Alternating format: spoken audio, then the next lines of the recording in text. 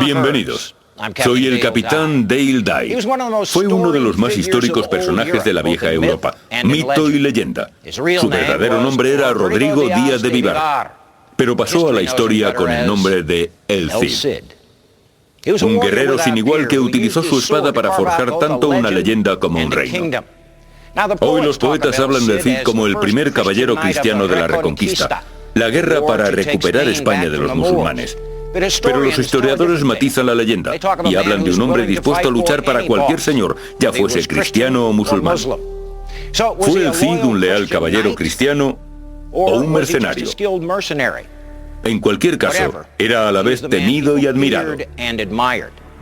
Era el Cid. En 1093, el Cid y su ejército privado de 4.000 soldados pasan la Navidad acampados ante las murallas de Valencia, en la costa este de España. El Cid reivindica su demanda de independencia al vasallaje al que nació sometido. Había montado su campamento en julio, y el sitio parecía no llegar a su fin. Arrasar las murallas o dejar que la gente muriese de hambre dentro de ellas. Este era el procedimiento habitual para los conquistadores de la España del siglo XI. Su ejército era demasiado pequeño para arrasar las murallas y entrar en la ciudad. Pero sí tenían movilidad y eran muy eficaces. Cortaron el suministro y arrasaron los campos de alrededor. Dentro de los muros la gente temblaba con los rumores de las atrocidades cometidas. Con suerte y tiempo, pronto sería señor y amo de Valencia. Fue un hombre de su época, un guerrero libre que podía llevarse bien con los musulmanes, pero también luchar contra ellos. Un hombre leal a su rey, pero que también podía tomar sus propias decisiones y embarcarse en acciones que no necesariamente aprobaba el rey. El Cid representa valores que en muchos casos coinciden con algunos de los más establecidos valores estadounidenses. La clase de valores que se forjaron en la frontera. Creo que esta es la razón por la que muchos estadounidenses consideran al Cid una figura histórica tan atractiva. Un hombre hecho a sí mismo gracias a su inteligencia, su perseverancia, su carisma personal y su destreza en el campo de batalla. La toma de la antigua ciudad española es un momento fundamental en la historia del Cid como guerrero y conquistador. Siglos después, será todavía celebrado como el gran héroe español, en gran parte gracias a un poema épico titulado El Cantar del Mío Cid. El poema de 3.700 versos está universalmente considerado como el más antiguo pilar de la literatura española.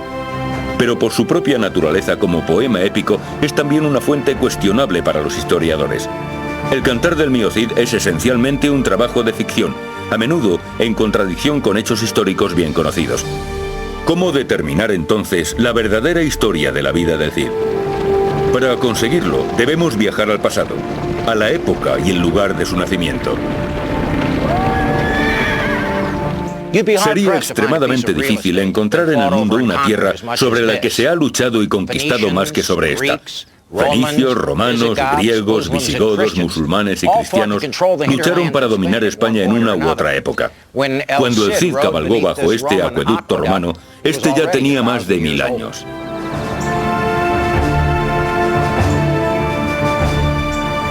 En el siglo VIII llegaron a España un gran número de árabes musulmanes y conversos bereberes.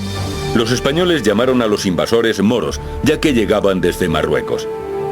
Empujaron a la nobleza cristiana española hacia el norte, hacia las montañas, pero permitieron que se quedasen en el sur muchos residentes cristianos y judíos. España disfrutó de un notable auge cultural bajo el dominio árabe. Los califas musulmanes construyeron fantásticos palacios y mezquitas. También introdujeron importantes avances agrícolas y científicos. Con su base principal en la ciudad de Córdoba, la dinastía musulmana gobernó España durante más de 3 siglos, pero 10 años antes del nacimiento del Cid, la dinastía se rompió en pedazos. Los caudillos musulmanes dividieron la región en numerosos distritos, los llamados estados de Taifa. La nobleza cristiana del norte inmediatamente se aprovechó de los fracturados estados moriscos. Se convirtieron en presa fácil para los reyes cristianos. Y había mucho dinero en juego. Se pagaban grandes cantidades en tributos. A este complicado mundo llegó el Cid. nació alrededor del año 1040 en el seno de una familia cristiana que vivía bajo la cultura y costumbres del Islam. Creció rodeado de gente que hablaba árabe, gente que o era musulmana de nacimiento o comprendía la lengua árabe. Hay que tener en cuenta que los cristianos y judíos de los siglos VIII, IX y X articularon su propia cultura en árabe. Era el idioma dominante. El Cid creció bajo el reinado de un rey cristiano, Fernando I de Castilla y León. El rey Fernando gobernó bajo lo que parecía una clásica situación de protectorado. Obligaba al pago de tributos a los moriscos estados de Taifa del sur de España y enviaba partidas de asalto a luchar contra los que no pagaban. A diferencia de lo que sucedía en otras zonas de Europa, los reyes no tenían grandes propiedades que generasen fuentes de ingresos importantes. Su forma de obtener rentas era participando en estas incursiones. La España medieval ha sido descrita como una sociedad organizada para la guerra, es decir, una sociedad con marcado énfasis por la guerra. Una sociedad esencialmente dominada por aquellos que sustentan el monopolio de las armas. Para poder mantener el control, el rey dependía de los servicios de caballeros y mercenarios. A la edad de más o menos 14 años, el Cid fue llevado a la corte real para servir a Sancho, el hijo mayor del rey Fernando. La educación del joven Cid fue moldeada a su destino, vasallo y soldado.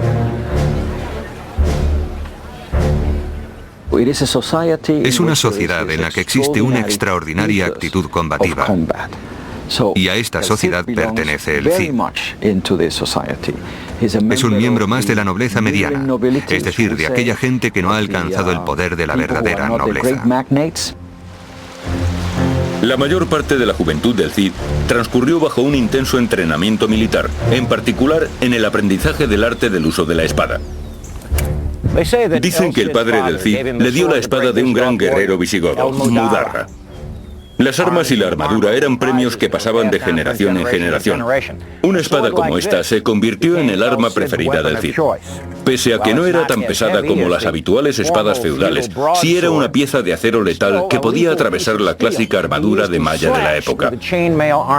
A los guerreros españoles del siglo XI no les importaba tanto su armamento. Lo único que necesitaban era un arma con la que poder destrozar al enemigo y con la que poder atacar desde sus caballos. Las armaduras de aquella época eran excepcionalmente ligeras. El objetivo, poder llevarlas con comodidad en las largas campañas de asalto. Pero el éxito militar en la Edad Media necesitaba algo más que el frío acero.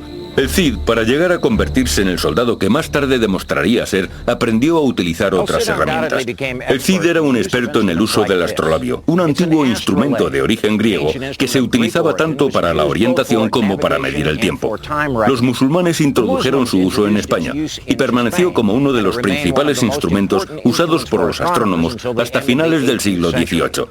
La habilidad del Cid en el uso del astrolabio, especialmente como ayuda para su orientación en su cabalgar por España, le serían de gran utilidad durante el resto de su vida.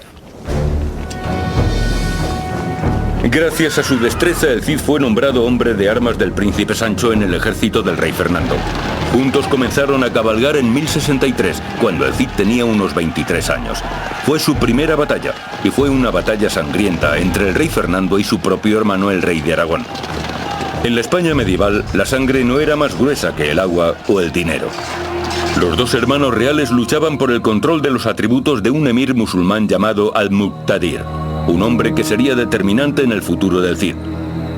En esta batalla el Cid luchó con valentía para proteger las tierras del emir, distinguiéndose como un valeroso e intrépido guerrero.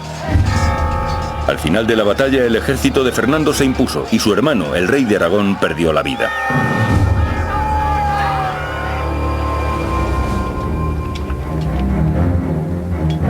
Dos años después moría el rey Fernando.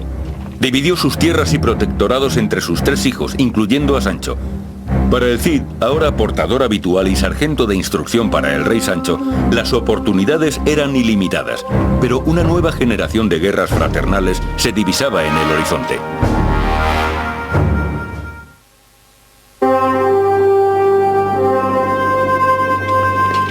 Con poco más de 20 años, el Cid era hombre de armas para el rey Sancho II de Castilla.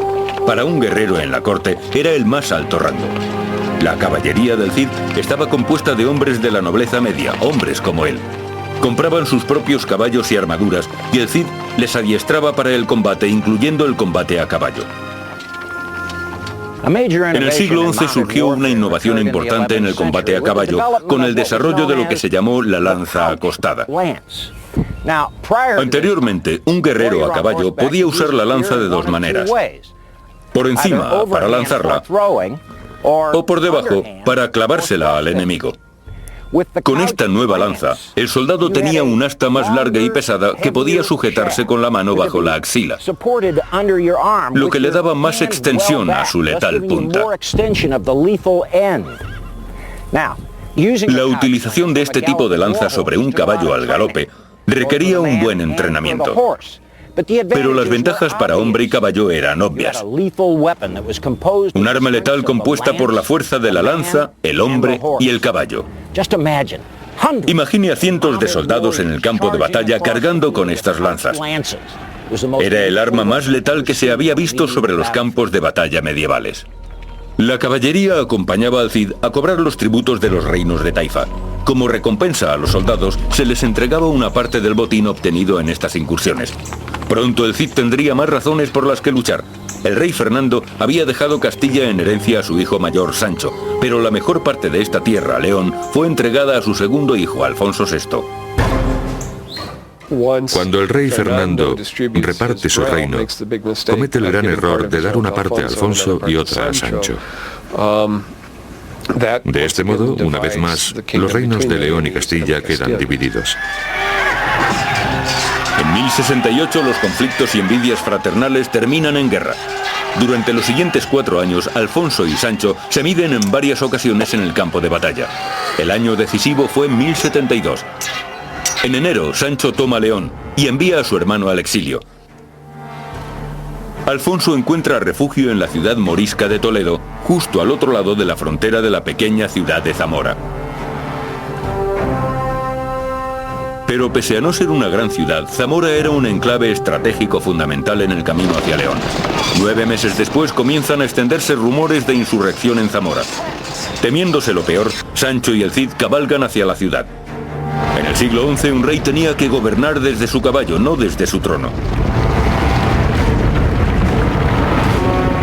Se ha dicho del Cid que se distinguió por su valentía en todas las batallas en las que participó, pero en ninguna tanto como en Zamora. Según se contaba, luchó a la vez contra 15 caballeros, acabó con la vida de uno de ellos, desmontó a otro e hizo huir a los demás. Pero mientras el Cid lucha, Sancho pierde la vida. Los rumores de traición se extendieron con rapidez. La pregunta es, ¿quién fue responsable? Cuando Sancho murió en Zamora, posiblemente su hermano Alfonso estaba en Toledo. Había sido exiliado a Toledo. Yo tengo la sensación, al igual que mucha otra gente durante los últimos 900 años, que su hermano Alfonso estaba implicado en la muerte de Sancho, aunque no de forma directa. Desde luego fue el mayor beneficiado por su muerte. Inmediatamente se hizo cargo del reino de Sancho. Afortunadamente, la incomparable destreza del Cid en los campos de batalla le aseguró un lugar en la corte de Alfonso, si así lo decidía él. El Cid necesitaba un rey del mismo modo que un vasallo necesita un señor. Y el rey necesitaba al Cid del mismo modo que un señor necesita un vasallo. Lo que quiero decir es que en esta época, esa era la base de la negociación, del compromiso, de enterrar el hacha, de seguir adelante. Si querían sobrevivir, estas eran las reglas. Y de verdad creo que así sucedió en realidad. En el poema épico, a esta pragmática reconciliación se le da una importancia mítica.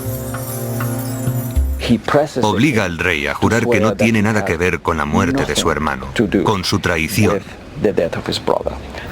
Y Alfonso VI lo hace. Jura no ser responsable de aquella traición. Aunque la poética historia de este juramento es mítica, sí hay evidencia suficiente que demuestra que el Cid y el rey Alfonso negociaron un acuerdo. El Cid contrae matrimonio mediado el año 1070. La boda se celebra por todo lo alto.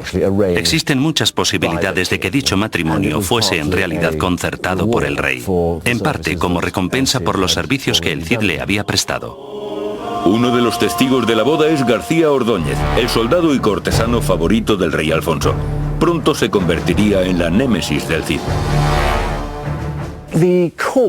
La corte de un rey en la España del siglo XI era un lugar bastante difícil,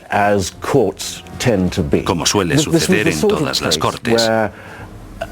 El tipo de entorno donde los odios y rivalidades surgen sin parar.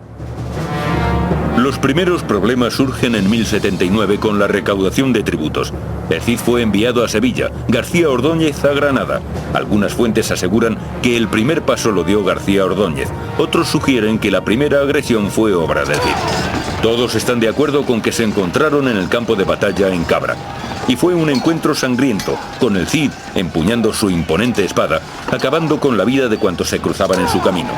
Cuando el fragor de la batalla terminó, el Cid surgió victorioso. No solo eso, capturó a García Ordóñez y lo mantuvo prisionero durante 3 días. García Ordóñez tenía muy claro que había sido públicamente humillado por el Cid.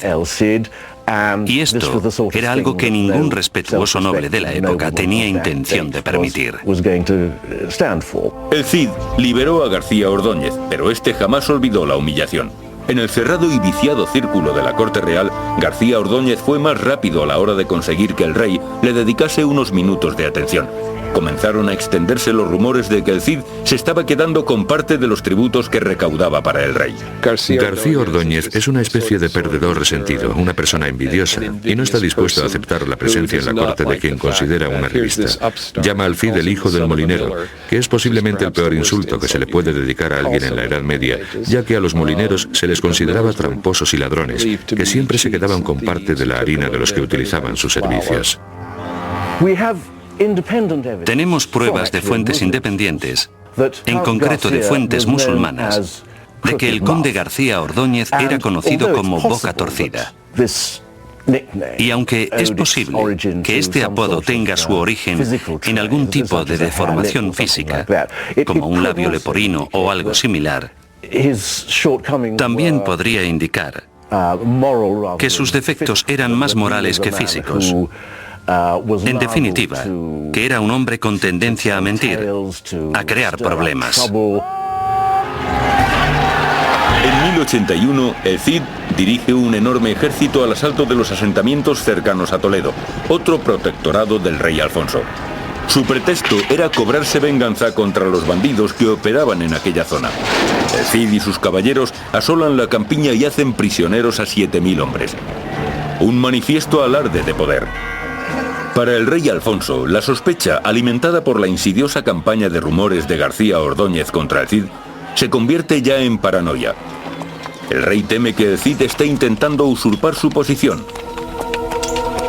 Le envía al exilio y confisca todas sus propiedades. Para el Cid, toda una vida de servicio queda borrada de un plumazo. Le espera un futuro sombrío.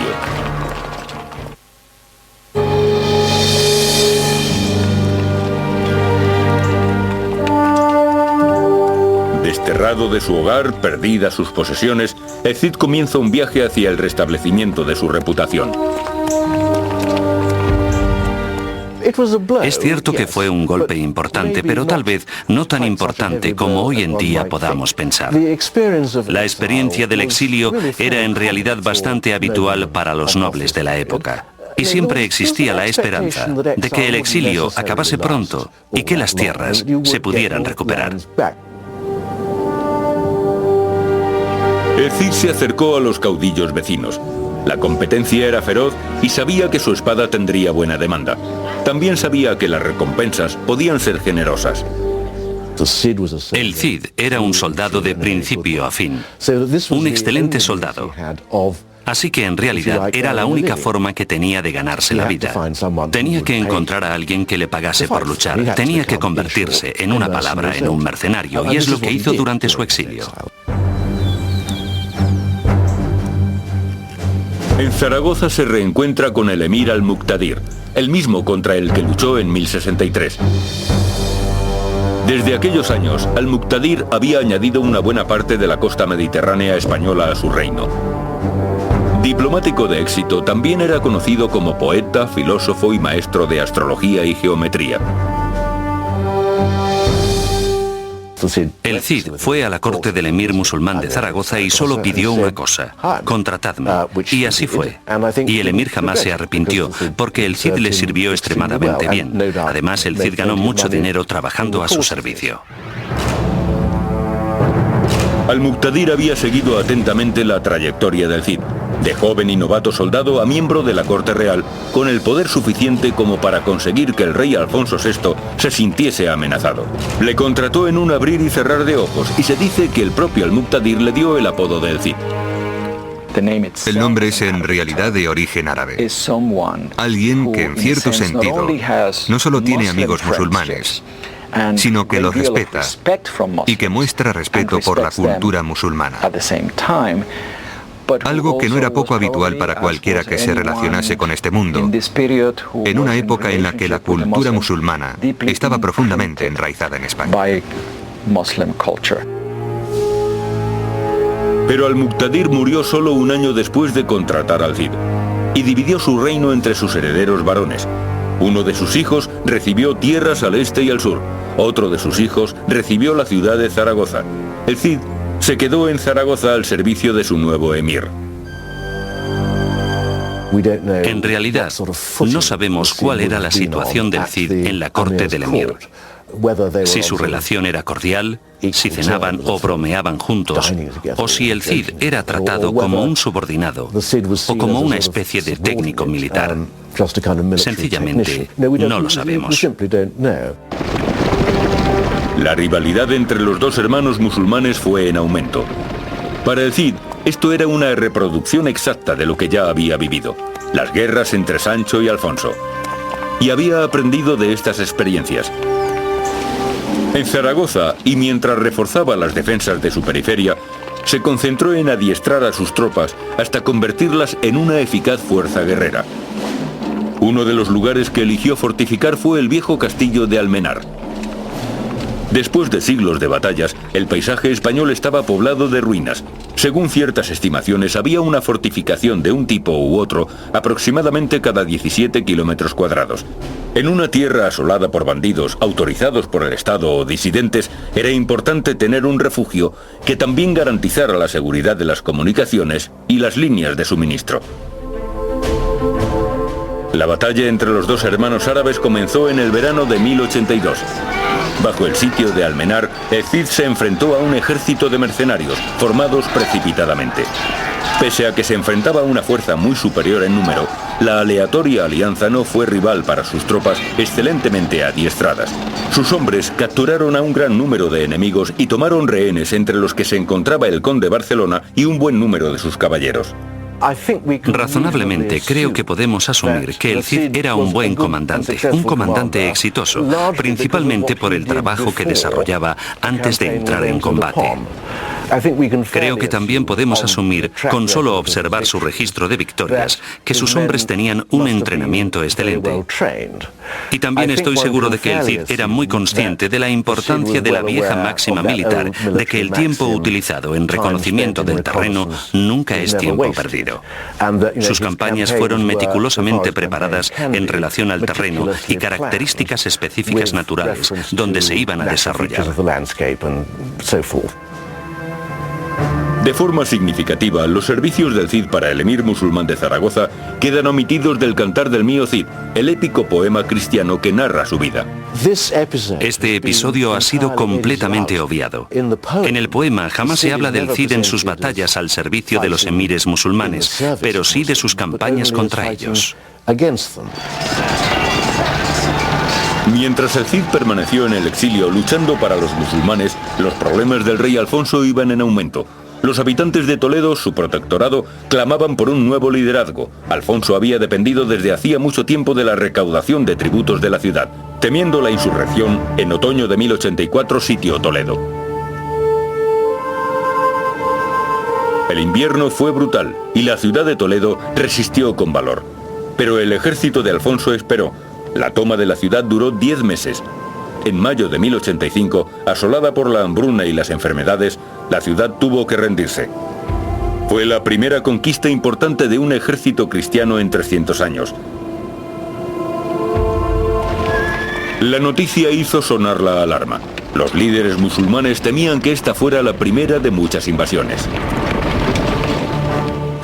Fue una llamada de atención para todos ellos, porque significaba que los castellanos empezaban a tener otras ideas más allá de la de simplemente cobrar tributos de los ciudadanos.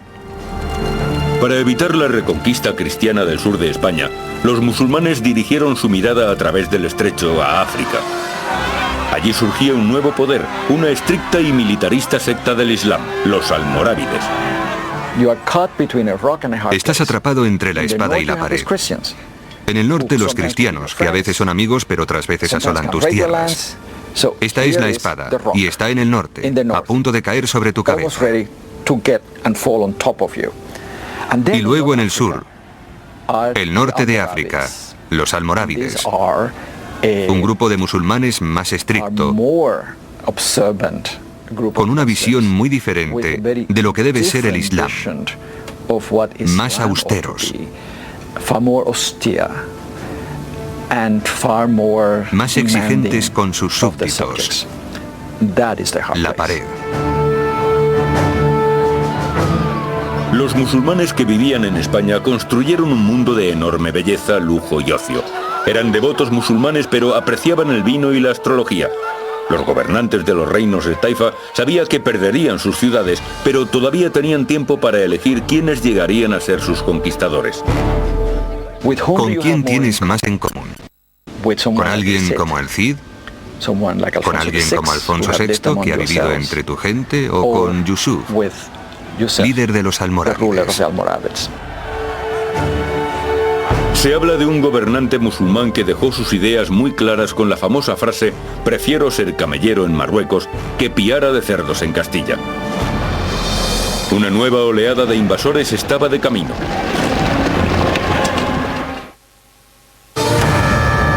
El Cid pasó 5 años al servicio de los emires musulmanes de Zaragoza. Con cada victoria, su reputación se restauraba, sus cofres se llenaban, la lealtad de sus soldados se hacía más fuerte. Pero su antiguo jefe, el rey Alfonso VI de Castilla, también acumulaba victorias y amasaba fortuna.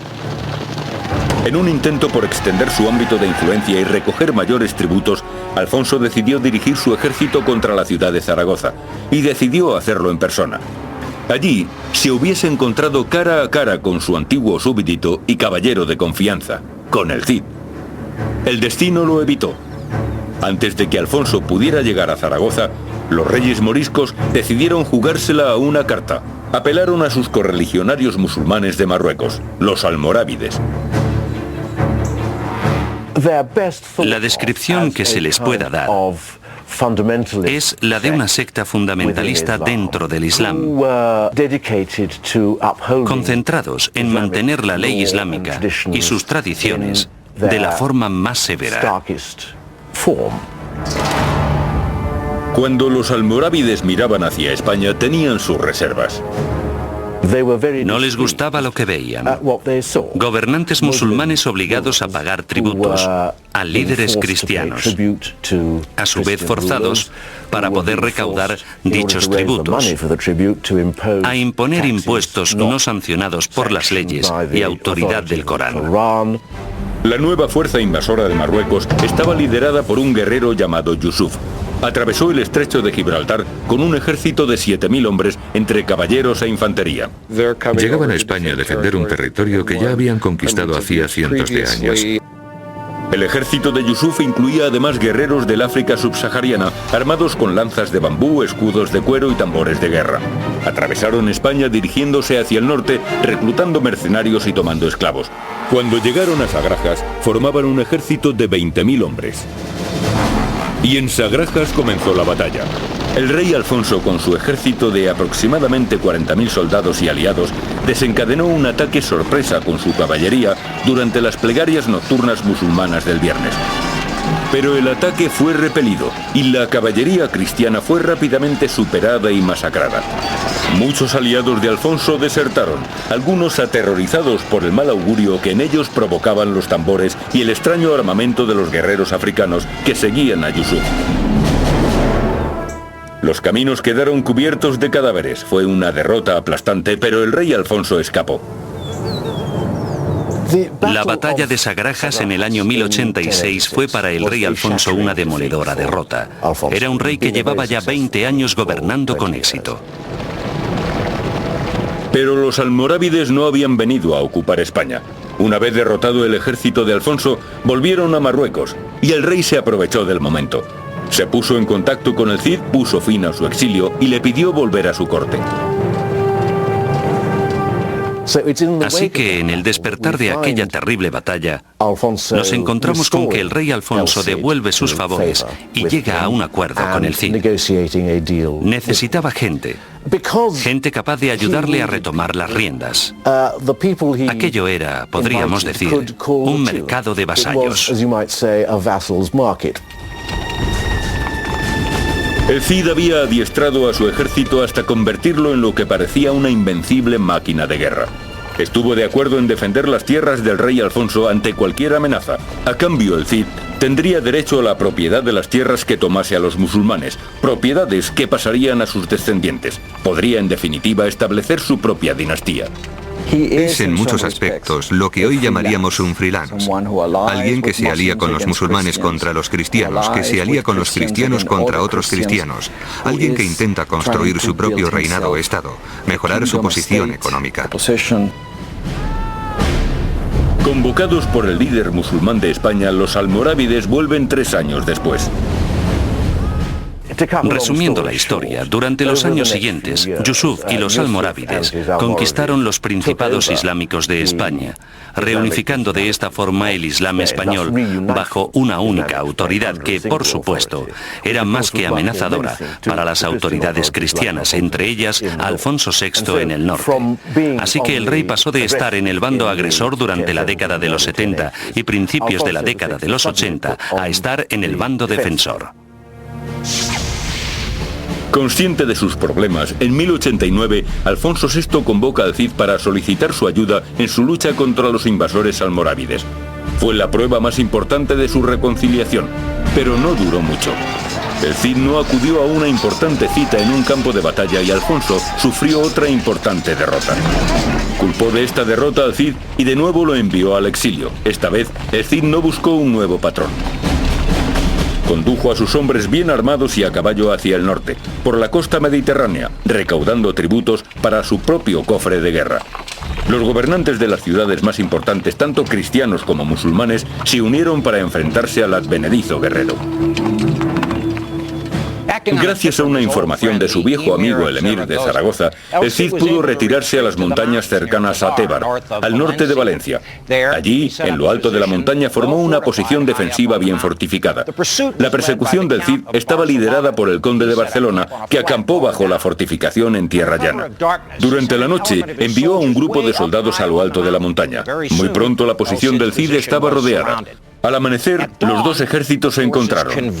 En esta ocasión, el conde de Barcelona contaba con el factor sorpresa, y en un principio las cosas iban como él quería. El Cid estaba herido, había perdido su montura, pero una vez más, la suerte estuvo de su lado. En una repetición virtual de la batalla de Almenar, el Cid acabó dirigiendo a sus hombres a la victoria. El conde de Barcelona fue capturado junto a sus mejores hombres. Su precipitado ataque les costó caro en vidas y en recompensas.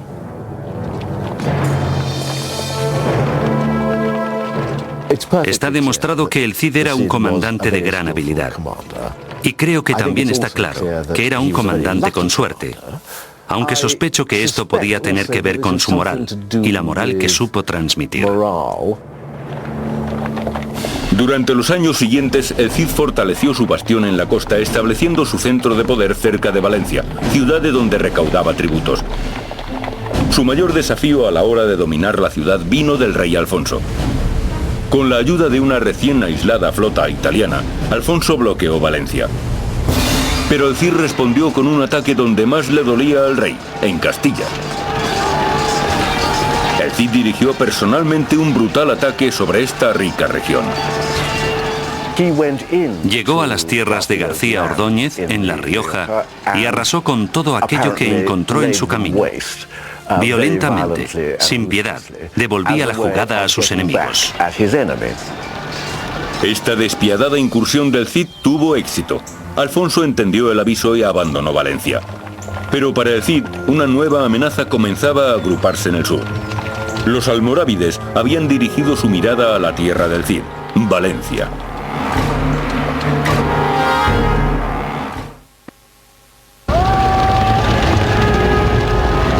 En 1092, los almorávides marchaban hacia Valencia. Fueron reunidos por un juez musulmán que lideraba un intento de toma de la ciudad.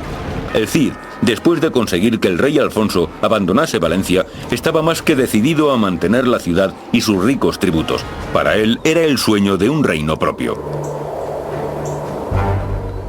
Pero Valencia es, evidentemente, un lugar muy especial, un premio increíble, porque la ciudad está además rodeada de una tierra increíblemente fértil, la Huerta de Valencia, una zona agrícola que produce una enorme cantidad de bienes agrícolas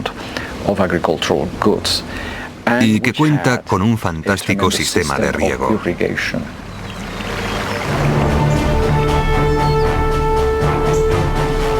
El Cid lideró constantes asaltos a los asentamientos existentes en las afueras de la ciudad, pero permitió a los residentes que se rendían mantener sus casas y campos.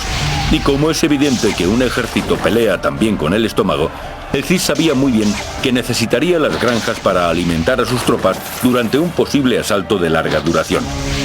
En julio tenía ya la ciudad totalmente bloqueada. Hoy en día, las puertas de la amurallada ciudad de Valencia se encuentran en pleno centro de la ciudad y el océano a varios kilómetros. En los días del Cid, el océano estaba tan solo a 10 manzanas en aquella dirección. Para el Cid, Valencia era, no cabe duda, un premio muy importante. Y podría haber sido, aunque esto sean solo especulaciones, el germen y el principio de una especie de Estado independiente en sus manos. En mayo de 1094, antes de que el ejército almorávide pudiese llegar a las puertas de la ciudad, el juez musulmán que lideraba la toma de la ciudad se rindió al Cid. Después de 10 meses, el sitio de Valencia había llegado a su fin, pero muy pronto el Cid se encontraría de nuevo en problemas.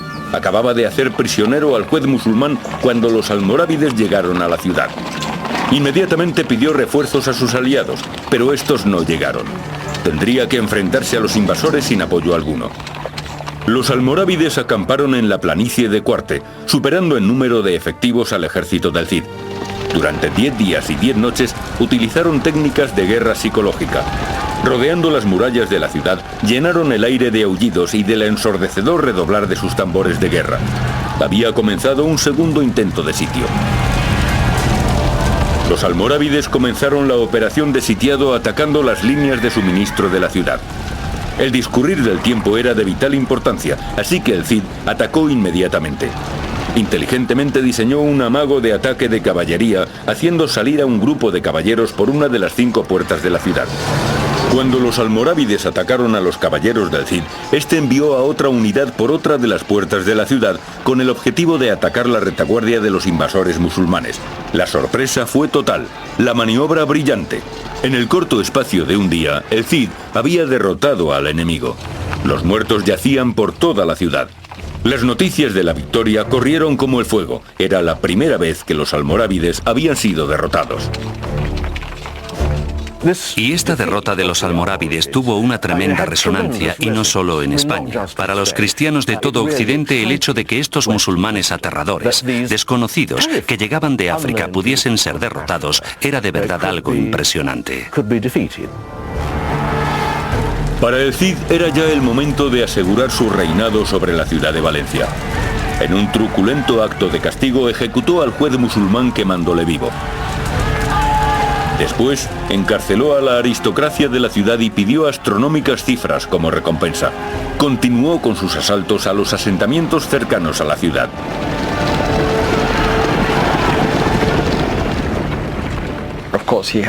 Está claro que ha sido descrito como un líder duro. En cierto sentido, en la Edad Media, en la Valencia del Cid, es todo cuestión de gobernar con mano dura. Pero al mismo tiempo, como bien supieron siempre los gobernantes de éxito, tenía la habilidad de ofrecer riquezas y presentes a todos los que le eran leales. Se trata de castigar al malvado y recompensar al bueno, lo que esencialmente significa castigar a tus enemigos y recompensar a tus amigos, sean quienes sean. La habilidad que demostró el Cid para derrotar a los hasta entonces invencibles ejércitos almorávides es realmente notable. Y creo que también se podría decir que, en cierto modo, es además inexplicable. Pero tenía la reputación de ser invencible. Y de verdad creo que cuando luchas contra alguien al que todos consideran invencible, es bastante aterrador. La siguiente conquista era la Roca de Murviedro, al norte de la ciudad. El Cid pisaba huellas históricas. Hacía 1400 años que Aníbal había luchado por esta misma posición. Mientras siguiese en manos musulmanas, los derechos del Cid sobre Valencia estaban en peligro. Es de manera sencilla la más importante posición defensiva natural en el conjunto del sector central de la costa mediterránea española. Las comunicaciones, el transporte de mercancías y suministros militares, todo ello podía quedar amenazado si las fuerzas hostiles controlaban la Roca de Murviedro. En Murviedro, el Cid empleó tácticas psicológicas propias. Amenazó con quemar vivo o torturar y ejecutar a todos los que estuvieran dentro de la ciudad y no se rindiesen. Y cuando se rindieron, los hizo marchar encadenados hasta Valencia. Ya era el indiscutible dueño de la ciudad.